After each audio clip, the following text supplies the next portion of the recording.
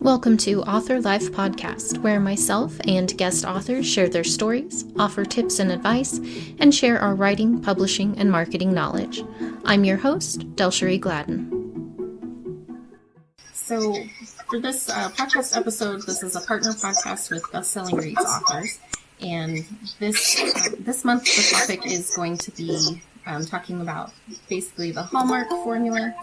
This is going to be a roundtable style podcast episode. So we're just going to kind of go around. Everybody's going to give their thoughts and comment on in writing romance or using romantic elements in other types of stories. How much us as authors follow kind of that typical Hallmark type formula, and when we venture off, and what kind of responses we've gotten from readers, and if you want to break out of that more formulaic writing, how do you do that?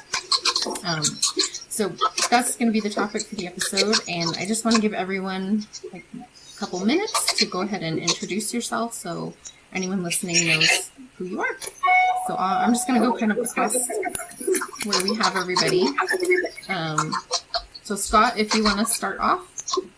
Okay, hi, Scott Burry here, writer of different genres, including historical fantasy, war memoirs, and mystery, and so far, one erotic romance.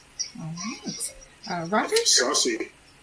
Hi, I'm Roger Eschbacher, and I am a professional animation writer. But as far as my books go, I write young adult, middle grade science fiction and fantasy.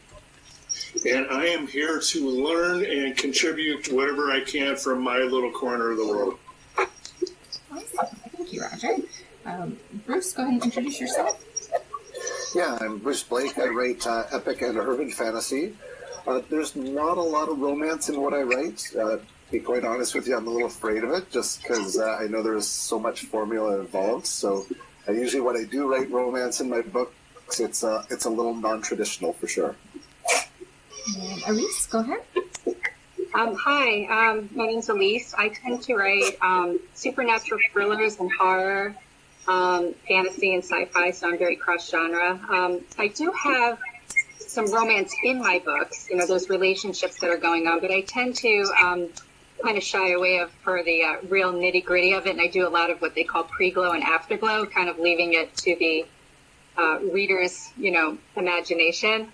I hope I set that up properly, but I think romance is super cool. It's just I tend to throw in something supernatural in some sort of romance story, no matter what I would do. Awesome. And Jennifer? Hi, I'm Jennifer Harlow. I write thrillers, supernatural books. Just finished my first sci-fi, which is going to Agents very soon.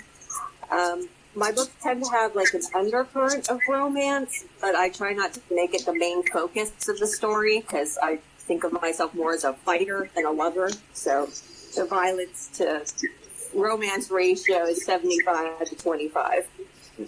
All right. All right. And Janet, go ahead. Let's see if your audio is working. Okay. Can you hear me? We can. Yay. Okay. Honestly, I thought we were starting earlier because it's hard to figure out the times. Yeah, I'm Janet Oakley. I write as J.L. Oakley. I write, I guess, really the historical thrillers. But I also write historical fiction. I always have some kind of relationship in mind. Probably the sexiest one was the Eusting Affair, my Norwegian one. But generally, there's some kind of relationship going on because I think people want to see characters involved in how they get along with people, and if they're romantic interest, that might also help carry the story. So it's not predominant, but I think the only one that really had it more predominant, focused on that, was Mischievous, which is set in the Pacific Northwest.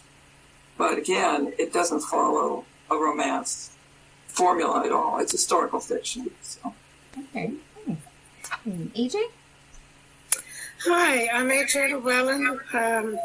I am actually a romance novelist. I have 335 books published at the moment and more to come. But most of my romance novels are hybrids. They're mysteries. I have thrillers. I read a lot of paranormals. Romance and paranormals is a huge genre, which is actually why I love Lisa's book. I'm reading her book right now. And I'm just so in awe of your talent. I love you as a person, but really, you're just an amazing author. Thanks. So you're going to be getting your review today or tomorrow. But I feel like romance is life. You know, people love love. I've been reading romance novels since I was 11. When I was a kid, I used to hide them in my maths textbook. I don't have to hide them anymore, but I still read them. And I'm just happy to be here with everyone. Thank you, AJ. I used to hide science fiction novels in my math textbooks in high school, so I can relate. Yeah, good. Nice. All right, and so I'm the last person, Del Sri Laden, and pretty much everything that I write has at least some romance in it. I kind of all over the place on genres, but like AJ said, I think love and relationships and sorting all of that is part of life, and everybody deals with it and can relate to it on some level, and so that's something that I always like to include in my writing. And even though there are a lot of formulas in writing romance, I think there's a big difference between sticking to a typical cookie cutter formula and breaking out and still giving readers what they want, which is more the tack I usually try to take with my books. So we'll kind of, just discuss the difference and how we implement that in our writing and what responses we've gotten from readers. When I first started writing romance novels, I sold my first one in 2007. I was astonished that, with the internet, people just email you. And I was getting hundreds of emails a month. I still get a lot. But I was really touched that people were sharing their stories with me. And there was a woman who started reading my books in 2008.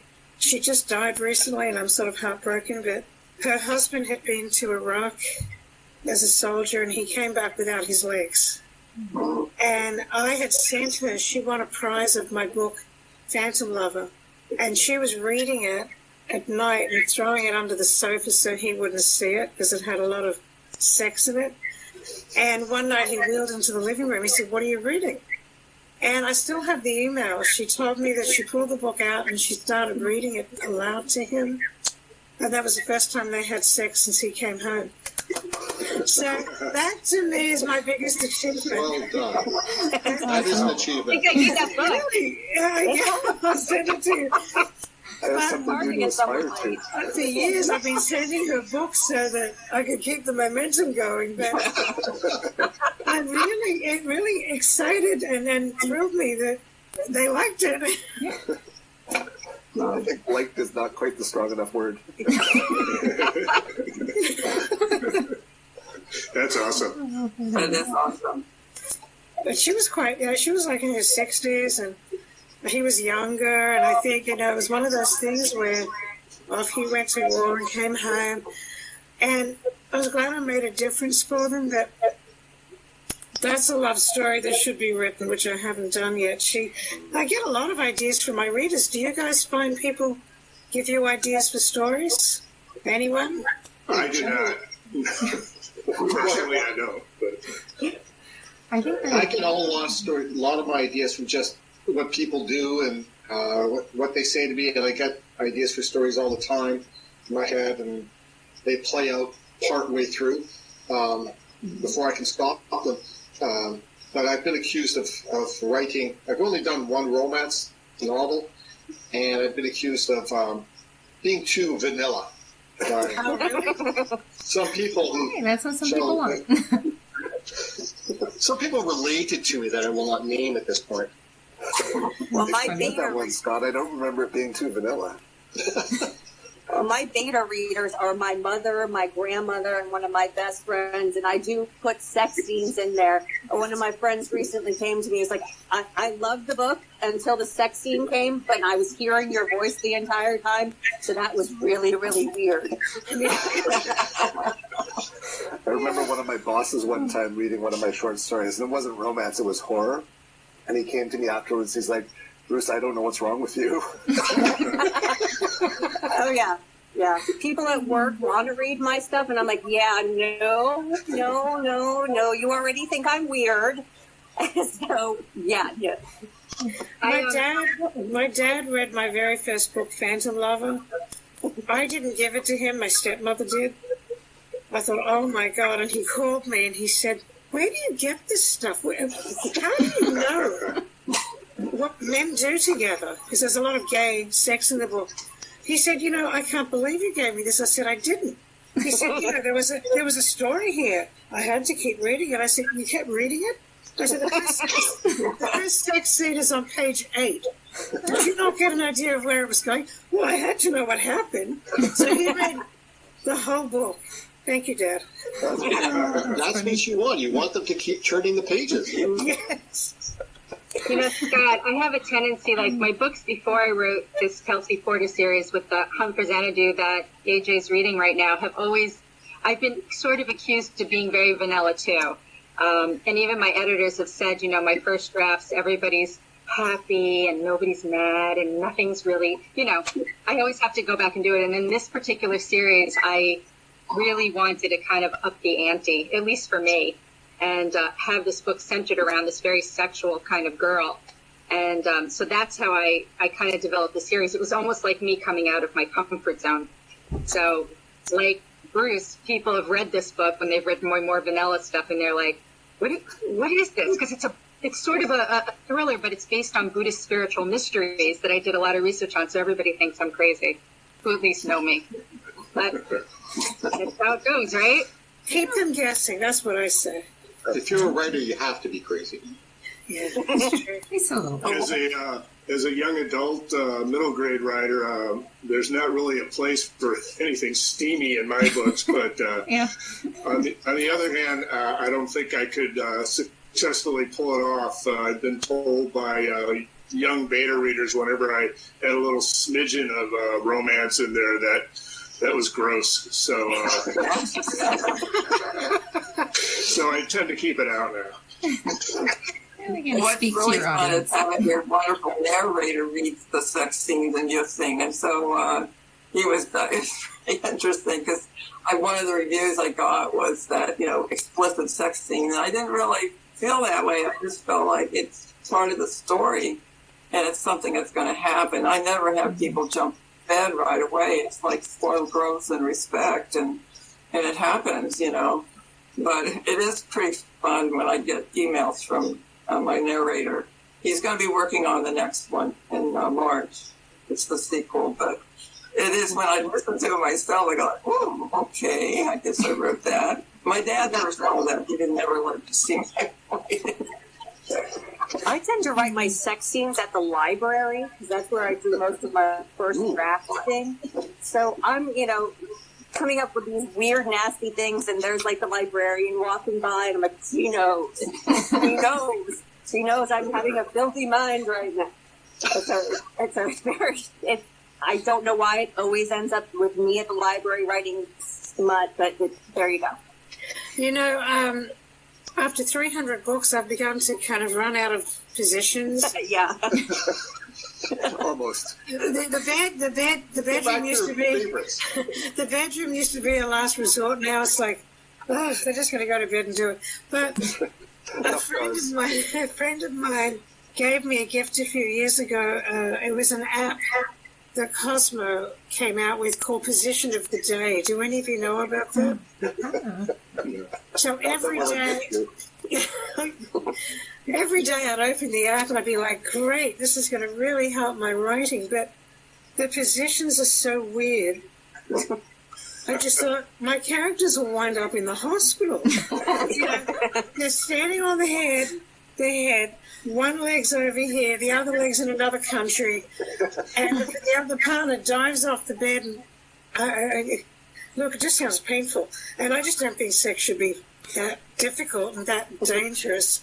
That's just me. So I never actually used it. I would read the app every day and think, oh my God, this is so implausible. But I was going to ask you if any of you have tried it, but clearly no one's admitting they have. Not heard of That we that. know.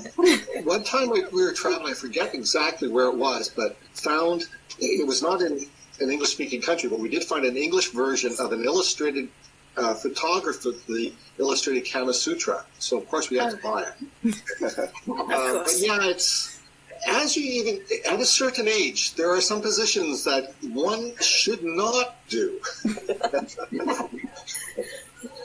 Well, I would This one's agree with you. My darkest mind. well, I sort of came around during like the internet just came out when I was a teenager.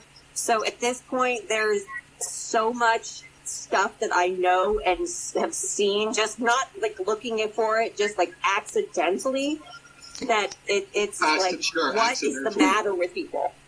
You know? And that's really awkward at the library, Jennifer. Yes. Yeah. You're trying to like come up with how can I put the dirty Sanchez or, you know, 2 girls, 1 cup in this. You had to like up your game because nowadays you can find anything and, you know, see anything, and not that you want to, but yeah. Yeah, I That's do remember there was the 1990s version. I forget exactly what year it was, but the 1990s version of Godzilla. My son, who was probably about 7 or 8 at the time, really liked it. So and this was early days of the internet, so he searched Godzilla. And I'm glad I saw what he was finding on the internet quite quickly. Because, wow, that was just not what he was looking for. Yeah, Right. I'd spool up the computer in the mornings. We only had 1 computer and I had 3 brothers. So immediately, first thing that comes on the screen is something that will scar you for life. But do you guys feel that like, that you have to include sex scenes, or that you had to like up your, you know, weird game about it? It's not just insert tab A into slot B. It now has to be really out there. And it has to be in your books. Has anybody felt that? Well, you know, people forget that location is sexy. You could have good old-fashioned sex, but you could be doing it on the beach or lying in the ferns or, you know, whatever. You can make that very sexy and very romantic, you know, because love happens and desire happens. True. So, I had this guy that emailed me, and he said, oh, I have a great story for you for one of your books. He said, I met a girl, and I met her on, there's a dating app called Zoosk, which I'd never heard of. I'm always glad to know about these things for research, but anyway, he met her on Zoosk, and she apparently was into the things he's into, handcuffs and all that stuff. I said, okay. So I'm reading this email, and he said he took her to a hotel. She booked it in her name, and he went there, and he handcuffed her to the bed. And she said, I really want champagne. So he goes out to buy champagne, came back to the hotel. It was a motel, and he's looking at the rooms and couldn't remember which one she was in. Oh, gosh. And he goes to the front desk, and they wouldn't tell him, of course. And he had to call the police because she was in there for hours. And I said, dude, why do you think this is sexy? My parents lock each other up and then forget where they are. And he never wrote back to me, surprisingly, but he thought that was, he thought that was really hot. That reminds me of Gerald's Game by Stephen King. Yeah. Yeah. Yeah.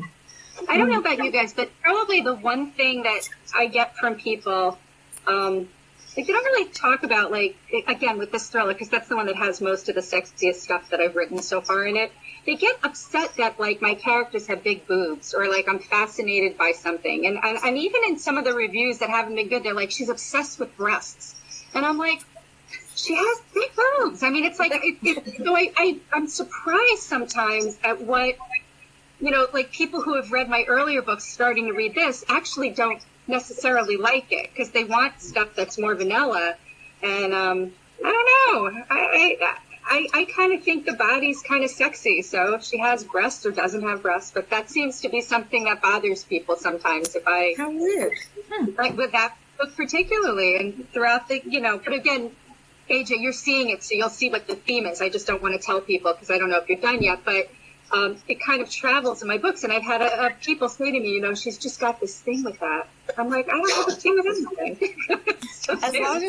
as long as her boobs didn't boob boobily as she walked, yeah. No, it's like just part of who she is. Yeah. Well, I mean, things like that, yeah. It's part of, sex is part of who we are. It's a part of our lives as human beings. I mean, even if you're not, getting any. And I identify as asexual, so I don't actually feel attraction to people, at least physically. So I don't do much with sex. But I still, it's important, especially in writing, because it's one of the most intimate moments, and it shows a lot about a person. And if big boobs are part of this woman's life, as someone who has big boobs, they mostly annoy me. But right. But if it's important as to the character, and if it's important to show, like for me, I personally don't really like writing sex scenes, but I think the few that I've actually written, it has to do with the build-up, and it has to do with we're showing these characters at their most intimate. So it is important, but it shouldn't just be kind of put in willy-nilly. Yeah, I think that's part of my worry with it. Is writing fantasy. There's obviously a little bit of romance in it. They're not romance centered, but I tend to shy away from the sex scenes and stuff because I don't want it to ever seem like I just put it in so that there would be a sex scene. If it makes sense to the story, great, sure, I'll write something like that. But my stuff also tends toward grimdark. So I tend to be really detail oriented. So I'd be talking about, dirt getting stuck between their butt cheeks and stuff like that, which is really not that sexy. Sexy. Somebody out there, I'm sure, likes that. There's always somebody that likes anything. I have a number of thoughts here where this is going. Part of like looking or listening to at least talking about the character having big boobs and that eliciting some objection, and it's just that's part. That's what this woman looks like, and that's how she's built. And it's interesting that in the one romance that I wrote, the lead character is extraordinarily tall and he has really long arms and really long legs. No one ever objected to that. Right. I'll tell you, it was two people that objected. One of them was a woman who was one of my editors. She goes, and she's not that big. She's like a 34 double D. That's not, I'm not talking about a girl that's got implants. She just happens to be endowed. And she's young, so they're not falling all over the place. They're right there. So, it's just... She doesn't have to throw them over her shoulder or anything. I come from a family of G's and H's, and I'm the smallest in the whole one at like a double D. So, I think I was just kind of thinking it wasn't a big deal, but I think it is. You never know what's going to trigger people. You really know. It's true. Yeah. It's really true. Oh, in my latest one, I have a nursing mother in a thriller, but it's realistic. What do? You've got a nursing baby, and you've got to get away, and you have to make decisions. So I was seeing it there. It might make people cringe, but I didn't cringe when I got to that. I thought, really. This woman, she's, I don't want to give the story away, but she's in this situation and, there's the baby and she's nursing and she's very uncomfortable. And meanwhile, there's a guy with a gun on the other side of the door. What do you do? Yeah. And, not having breasts, it's hard to imagine, but it's a girl problem. It's a society problem. I'm always shocked that people are so off put by that. It's like, it's very strange. Real life. Here she is, because in the storyline, they had, sex in the earlier novel, and that's the result, and it's a happy result for the characters. But she's in a bad situation. It'll be fun when my narrator gets to that one. So. Is your narrator male or female? Oh, he's male. He's wonderful. He's a UK actor. I'm so over the moon to have him. So, I'm pretty excited. But he's great. Well, that's why you were hiding your romance novels in your book, because there's not only is there a stigma with sex, which even as an asexual person, I do not understand. As long as people are consenting, do what you want, knock yourself out, have fun. But there's also the stigma of romance as a genre. And mind you, it's not my favorite genre. I don't like the formulaic romance novels. I really don't. But I don't like the fact that they get put down as less than because it's about a relationship. That doesn't make sense to me whatsoever. Well, I think there is a subset of readers that is what they want. They want the formula. They want to know exactly what they're getting. And a lot of romance readers are some of the most voracious readers. And read a book a day. And they want to know what they're getting. And it's like, getting your favorite chocolate or soda or whatever. Like, you want what you want. And that works for that group of readers. And like, there's no reason to put them down. It's not the style that I like to write. And I used to work for a ghostwriting company, and I trained their writers. And they were very, very, this is the structure that we use. The first sex scene is at 25%, and sex scene 2 is here, and 3.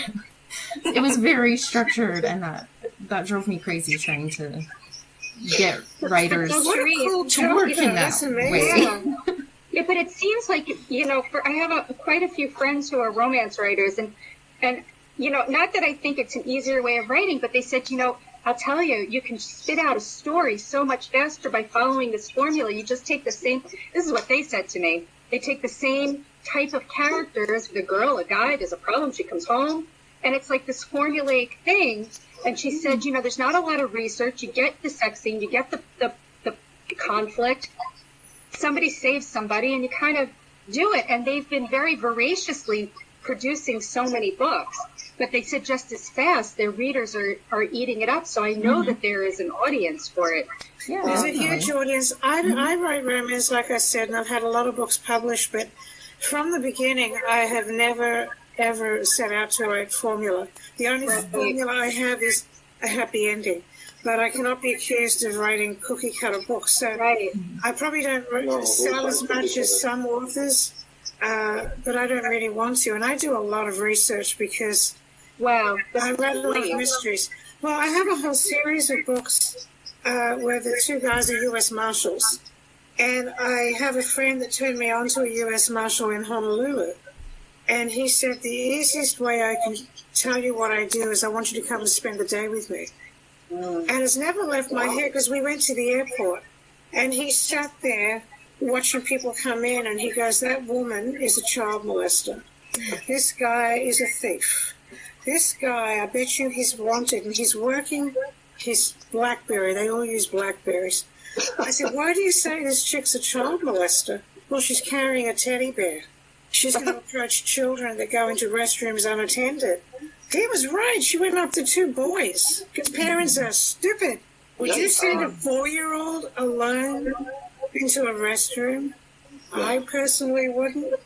And he was making arrests left and right, but I would never have picked her as a child molester. So he taught me so much, enough that I've written 13 books so far in that series. And he called me one day and said, hey, whatever happened to our U.S. Marshal? Well, he's married to a guy, they've got 4 kids. He said, do they have sex in it? Yeah. I don't want to read it then. But his wife has read them all. And I'm glad.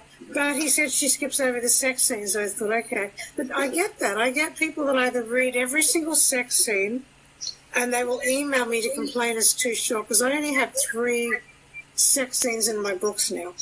I'm much more story-oriented and character-oriented. In the beginning, it was quite liberating writing sex scenes, but I hate doing it now, but I have to. But it's just interesting that I've never been accused of being a typical romance novelist. I admire people that can just keep turning out the same book and making money. I couldn't do that. That's just me. Yeah, I agree. Because one of my reviews, it goes back to the whole idea, readers want a certain thing and they like that formula. And I thought I've had reviews of fantasy novels where people say, well, it's great except there's too much sex. So, they're looking for, what they consider is the proper fantasy novel, and it's got these things in it. And, and then when people complain, this story didn't have what I was hoping it would. I don't know. I really have a problem with people who say, yeah, the artist, whatever genre it is, whatever form it is, didn't give me what I wanted. Well, that's art. I think that's the problem of also writing cross-genre even within your books, because somebody goes to look at a fantasy novel and it has elements of other things, and it's like you said, it might throw them off. Or, somebody once said, oh, you can call this a romantic thriller. I'm like, I don't think I'm allowed to call it romance, because a romance reader wouldn't really like it. And then a straight, supernatural thriller might be like, oh, there's too much of this in here. So that's probably what I find is my biggest struggle. I just don't stick to one topic in a book. I don't think you should. I mean, but look at Outlander. Outlander really has defied all expectations because it's multi-genre, multi-everything, and people are just so taken by it, and I think that's really wonderful. You never know what's going to spark with your readers and or that they won't like. Just a silly side example, I have a reader that, very loyal reader, very happy to have. His name is male, I assume it's a man. But in almost every review, he mentions that one of the reasons he likes my books, is that I don't curse in them, and he always makes a point of writing that down. And that's why that one of the main reasons he likes my books, which is fine. I'm grateful for that, but I just thought it was kind of interesting. Well, I think about Ruth, because when you have a sex scene in it, but it's a thriller, you're going to slow it down. And, some people, that's the hard thing about it. You have to pace with a thriller. And if you stop, all of a sudden, there's people chasing you and you go into the closet somewhere. And it's not going to work. You're stopping the action. So it is hard. It just has to be natural that there may be a place for something like that. But it has to be well thought out, I think. It has to be true to the characters and the not positions, but where they are in the action.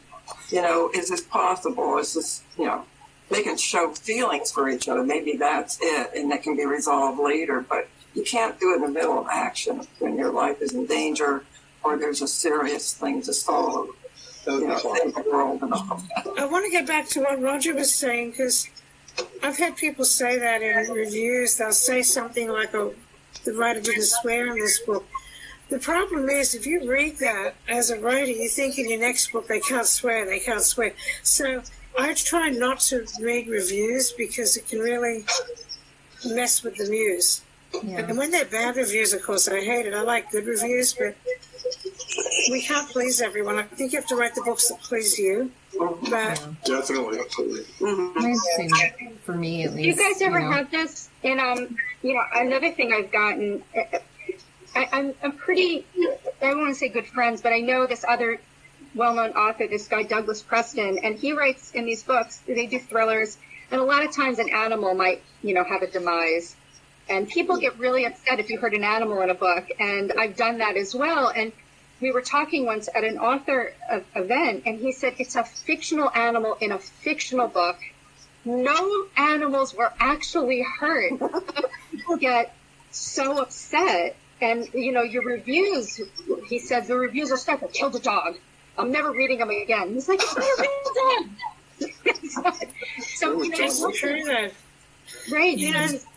You read them, and what people have to say, they get so invested in what you say that it's right. It can mess with their head. Do I kill this dog or animal or child or make somebody do something against their will? It's like, will I get backlash? And then you just got to write what you want to write and let the chips fall. That's the major complaint with a lot of movies is if the dog dies. That's it. Turn it off. The fictional dog dies. Yeah. There's so many of those things Scott in different writers' groups. Scott from a series that we both worked on that was essentially fan fiction. for a Hawaiian author called Toby Neal. I don't know if any of you read her books. I did that one too, AJ. So, But Toby had this series that's a huge series, the Late Crime series, and she invited authors into her world. Amazon had Kindle Worlds. She was actually the first writer they did this with, because she wrote 10 books and made $1 million. But anyway, she wouldn't let us use some of her characters. Yeah. And she did say there's a dog character, Keki. Keki cannot die. Yeah. But there were 2 therapists in the stories that you couldn't use. The dog couldn't die. Apart from that, everything else was fair game. But Elise mentioned there are some books that are hybrids. There's maybe too much romance or not enough. I know Toby wanted romantic mysteries, but there were a couple of authors where she felt that overstepped the romance area. I wasn't one of them, thank God. And I was really trying to get away from romance and do more mystery. So for me, it was really refreshing. But Scott wrote a great mystery. Actually, one of my favorite books in that series, Scott, was yours, Torn Roots. yeah, Torn Roots. Good. Really great book. So, I don't know. It's really interesting. I think as a writer, what I'm trying to say is I think we have to stretch ourselves. We have to try new things. I never write with people in mind. I should, but when I get my idea, I go with it.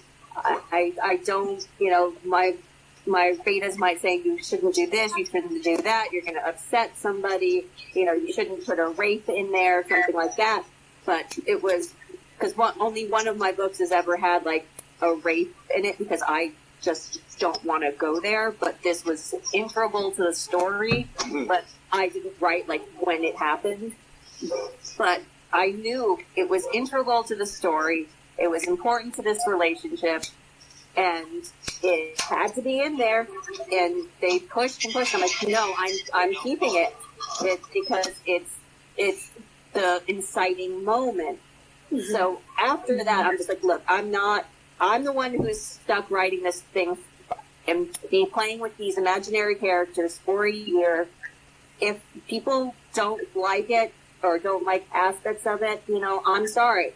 If we met in person, I'm sure there are aspects of me personally you wouldn't like, and I wouldn't like of you. But as long as I have followed the craft, created compelling characters, good pacing, things like that, I just don't listen to anything else.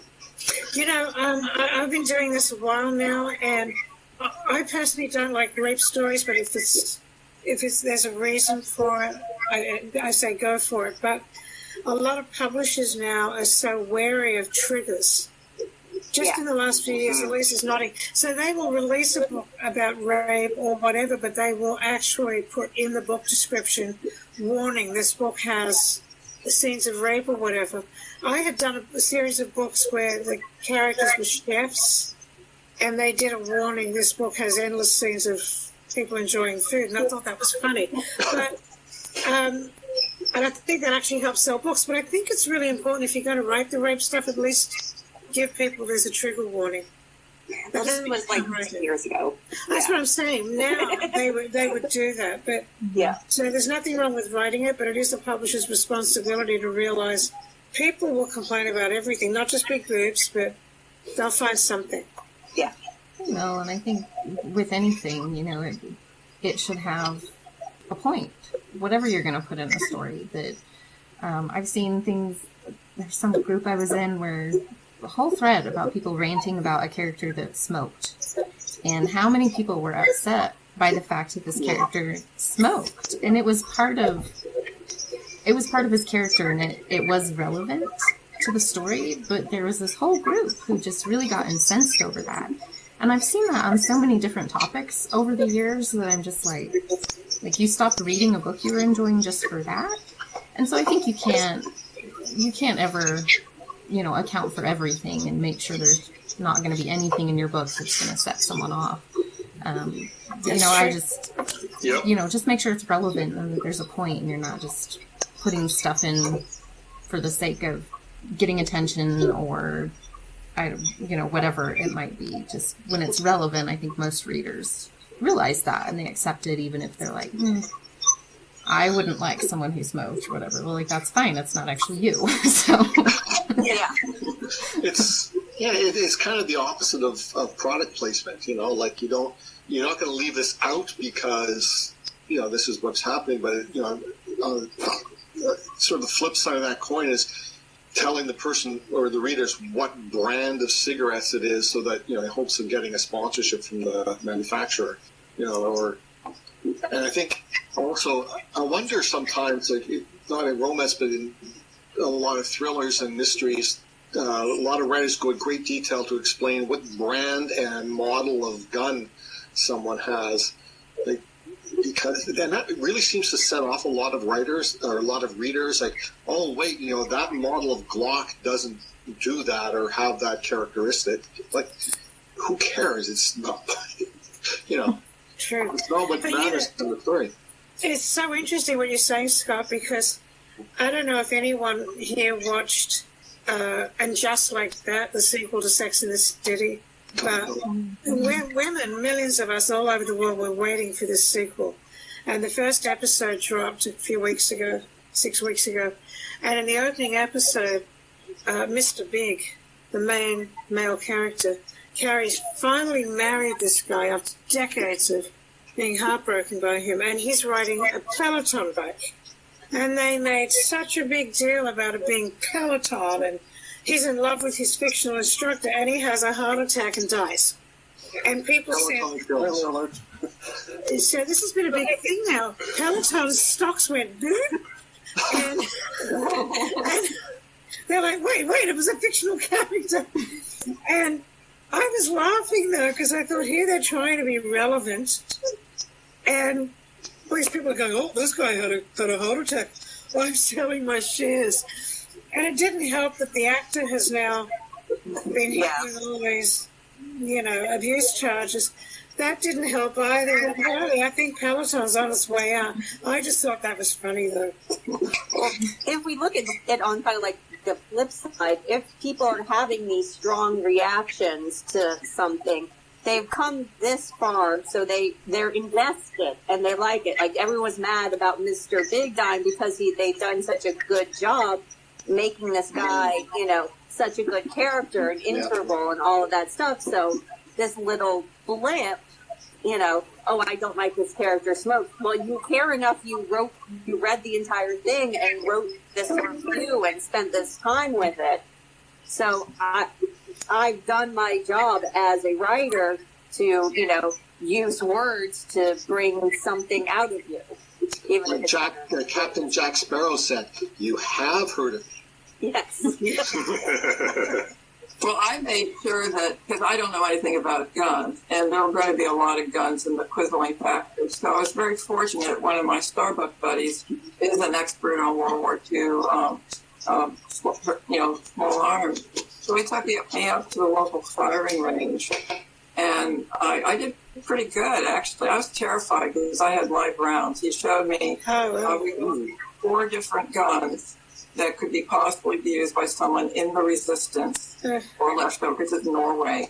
And we went and also picked the one that a woman could handle, because my character knows nothing about how to handle a gun, but she's going to have to handle a gun. That's the little trope you put in there. If it's in there, something has to happen. And I was terrified because he was right there next to me, because getting the safety off and getting your arm up, it's really difficult. I probably won't have guns like that again, although I'm writing a prequel now. But I felt I needed to have that in there, because someone will see, is it a PK Swather or whatever? I needed to know that. I even handled, he had all kinds of, it was amazing, I have to sometimes share my scores are pretty good, and I had bones on and everything, but it was terrifying. And I thought, this is really great, because my character is going to be terrified. She's going to have to make a decision that she has gun in the possession, and it's going to be the correct one, and she can correctly get the safety off and use it in time. I think it's so important that we, if we're not experts in something, like I've had a couple of scenes with guns even in some of my books where I've sent it to a friend of mine who's a detective, and I said, look, there's a little bit of literary license I'm using with this, but tell me if this is could this happen? That's really what I go into. Can this situation happen? Does that gun have that read for it? And he's come back to me and told me if something does not make sense or could not happen. And then and it has given me suggestions on stuff. So I think that's where the research comes in. I just want to make sure I twist it just enough for my own story, but that it has that truth that if somebody's reading it, they're not going to go, what the heck is she talking about? That Glock doesn't have 5 chambers. The one thing was interesting, the recoil, because my left thumb hurt. So I put that in the novel. Good. It actually got bruised from the Yeah. And See, that's stuff you wouldn't normally read. I have to tell you, Janet, I'm a big fan of yours. I loved your book, Mischievous. Is that how you pronounce it? Mischievous, yeah. I love that book. Your detail, your research is so amazing because you don't make it look like info dump. Well, that's good. It's such a part of your story. So I love that you put that about the bruising and the hurting with the gun. That's great. It sounds like we're all suggesting we need to try out those positions of the day if we're going to raise. I don't recommend it. Location, that would be. Well, if you're going to maybe write some romantic comedy, maybe there's a place for that and some mishaps that go along with trying out the position of the day. One of the good things about writing science fiction is that you don't have to worry about a lot of that when you're writing, faster than light travel or any of that stuff. Oh, no, that definitely gets a lot of discussion going, too. I remember reading Ringworld by Larry Niven years ago, which is a brilliant novel. It's a great book. And it's decades old, and people still dispute whether the whole idea of the Ringworld is possible or not. I just had a couple of quick things here. I don't read a lot of romance. I mean, I've read a little bit here and there. My experience of romance is my grandmother with her Harlequin novels and things like that. But I realize it's a huge genre and a huge readership. So, I mean, I've considered writing some myself. And so usually what I've done is grabbed something that's really popular to have a look at. So I read a little bit of 50 Shades of Grey. I've got a friend who thinks The Notebook is the best thing ever. So I started reading that. I got to tell you, both of those novels could not get through them because of the quality of the writing. I'm glad to hear it. Well, I'm curious about romance in general. I know every genre has some questionable writing in it. But are readers really just after the story and they don't care as much about the writing? Is that Well, kind of how 50 it works? Shades of Grey, 50 Shades of Grey, I have to just explain, started as fan fiction for the Twilight series. Are you aware of that? Yeah, absolutely. And the lead characters were called Edward and Bella, so they weren't even her characters. They were fan fiction. And she had to do all this twisted BDSM stuff. And when this book was written, she took out Edward and Bella and changed the names, but I bought a copy, and it still had, because she had poor editing, Edward and Bella was still showing up in there. I still got that book. So I sent her an email. I said, you really need to, this is copyright infringement. Oh, okay. But if that book was written now, it would not have the same success. But 6, 7, 8 years ago, BDSM was the next step in romance novels because it was forbidden. When I started writing in 2007, gay romance was the next sort of taboo, 2 men. And I started writing in that genre because my publisher said to me, that's where the money is. It isn't anymore, but I'm so comfortable doing it. And I love it, but that has ceased to be the big taboo.